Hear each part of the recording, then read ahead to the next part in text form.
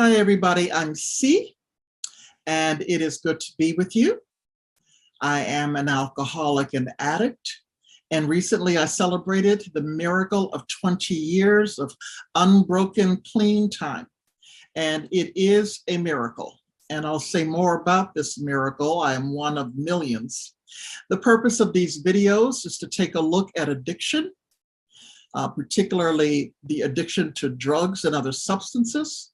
And to do that, we're going to look at the 12 steps of NA, which are very similar to the 12 steps of AA.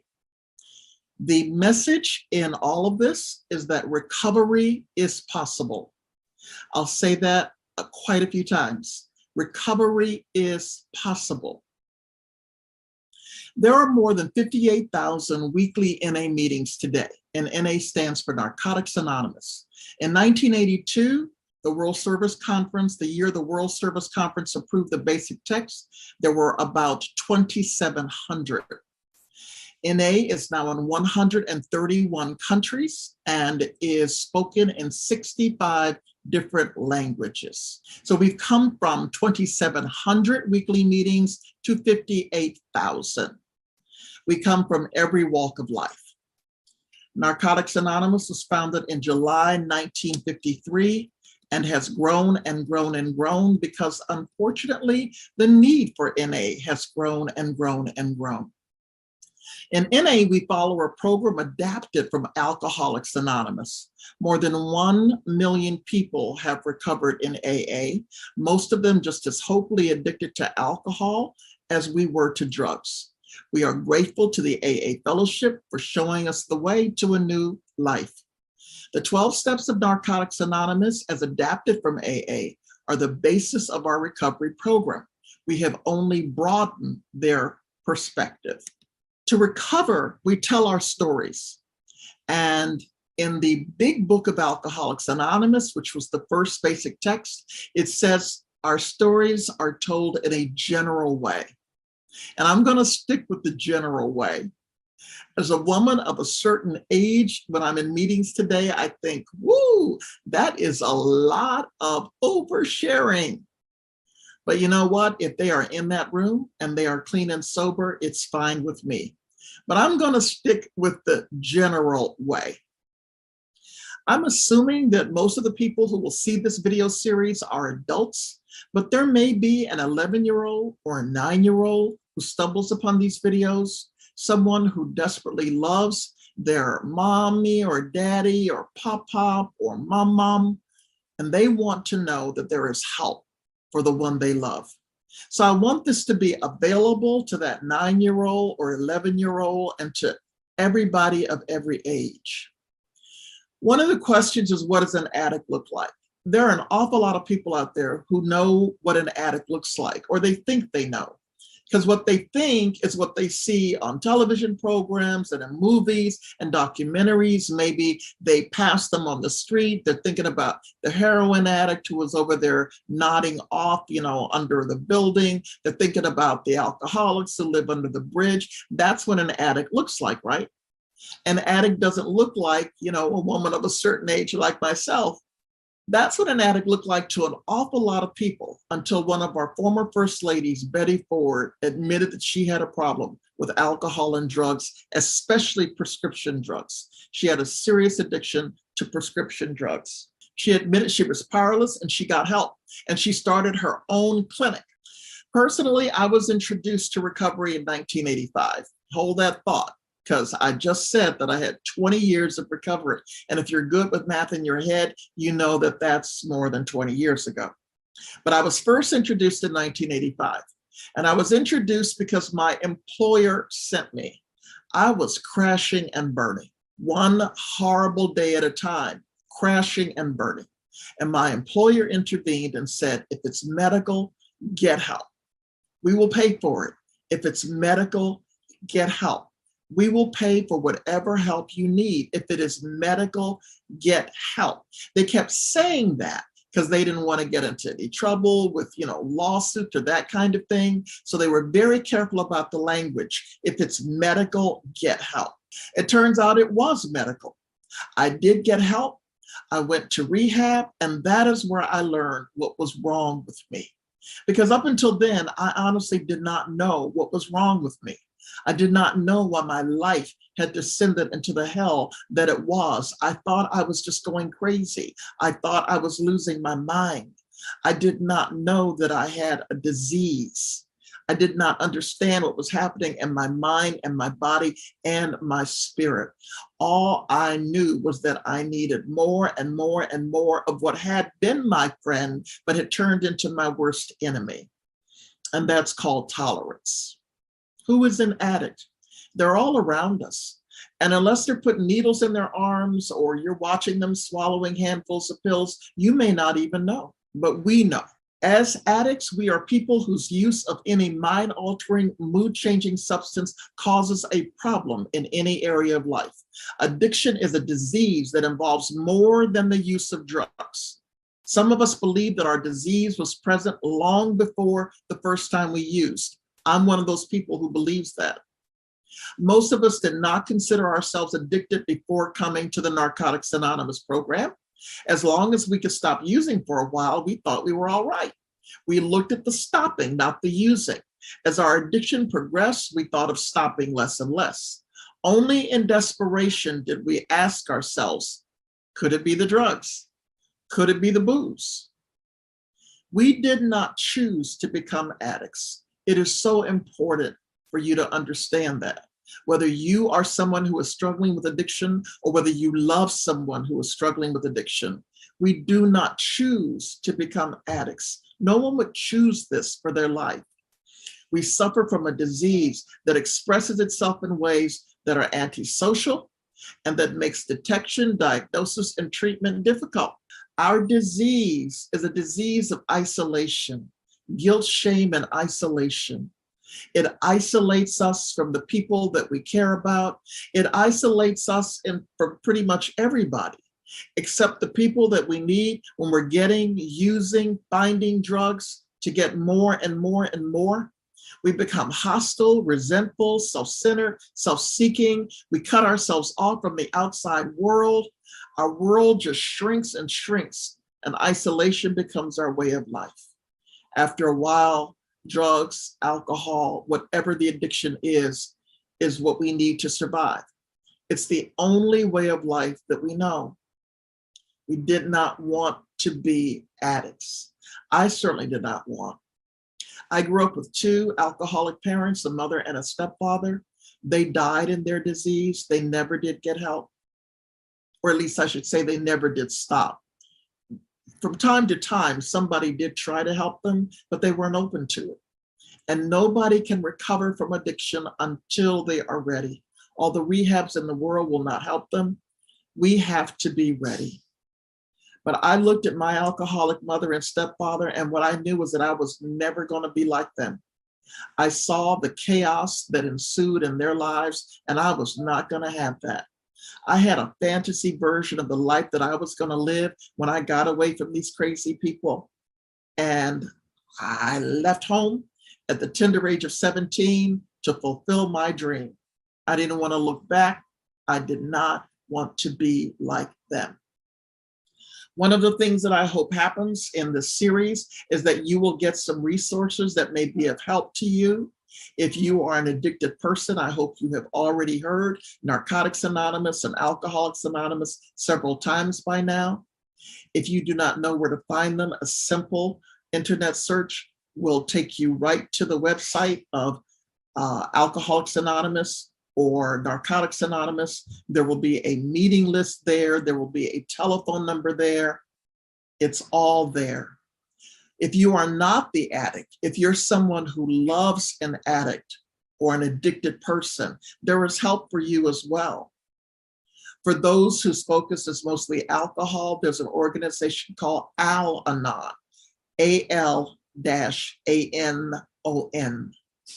There's also an organization called Nar-Anon, which is for persons who are the family, supporters, or friends of people suffering from drug addiction.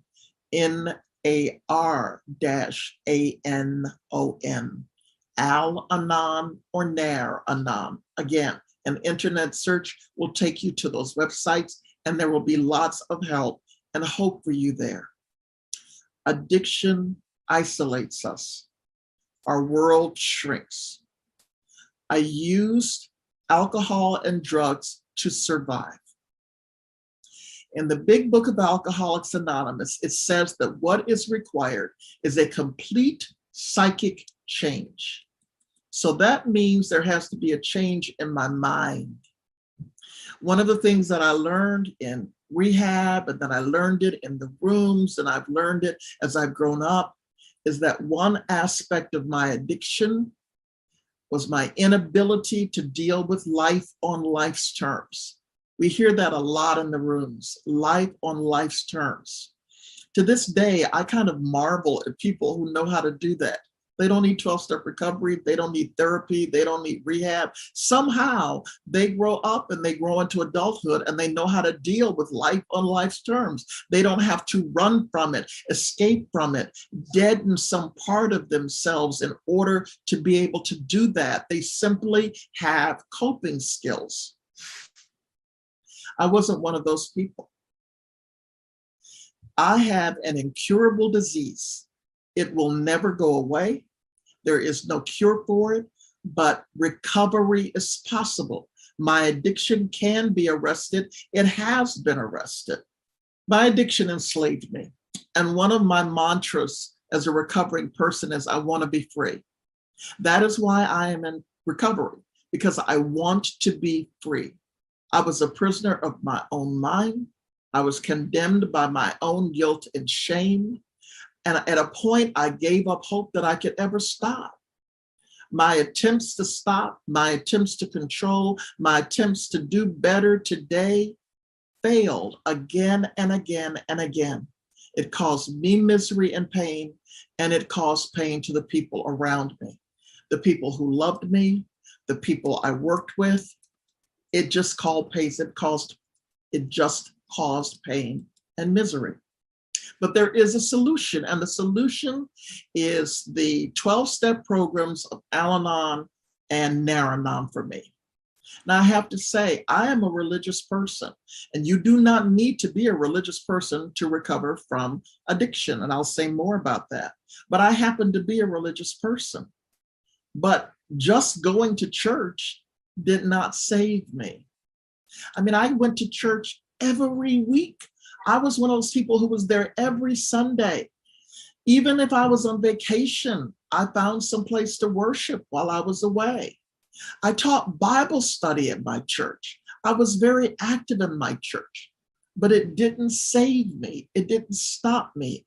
It wasn't until I found this 12-step recovery program that everything that my faith tradition was trying to teach me all of a sudden made sense. That's when it all came together and I could begin to heal body, mind, and spirit. The first step is we admitted we were powerless over our addiction, that our lives had become unmanageable. That first word is we. And I was not fond of that when I saw it, because I was not a weak kind of person. I just wasn't. There was a song that was popular years ago, Barbara Streisand made it popular, called People Who Need People. People who need people are the luckiest people in the world.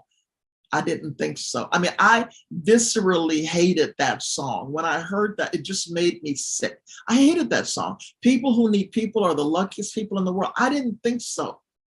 I wanted to be by myself. I wanted to be a person that lived by my own life. I didn't want to be part of this we who admitted I was powerless. Who wants to be powerless?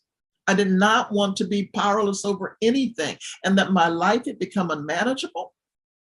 I mean, yeah, I was about to lose my job, but I mean, there was still some hope left, right? Actually, no. Step one is an acknowledgement of the situation. As I said before, my disease isolated me. Our disease isolated us from people, except when we were getting, using, and finding ways to get more. I did not want to be powerless. And I didn't want to be part of a we and an our, but that is exactly what saved me. There's a Catholic priest named Father Martin, and there is a rehab named after him. And he did a bunch of chalk talks years ago. And in one of those chalk talks, he gives an example of a boxing ring. He talks about getting into that ring over and over and over again, thinking it's going to be different this time. You know, there comes a point where we need to get out of the ring. But every day of my life, I got up and I thought, well, today will be different. Today, I'll try this. I'll use differently. I'll drink later. I mean, I just had all of these fantasies about how today was going to be different. I was going to get in that ring, and today was going to be the day that I actually won a round. It did not happen. The first step says that our lives have become unmanageable. And even though I still had a job, although barely, I mean, I still had a home, I had the things that were supposed to matter. But the thing about addiction is a mental thing before it becomes a physical thing. Alcohol and drugs occupies 90% of the addict's mind when we are using. 90% of what is going on with us mentally has to do with whatever it is we are addicted to.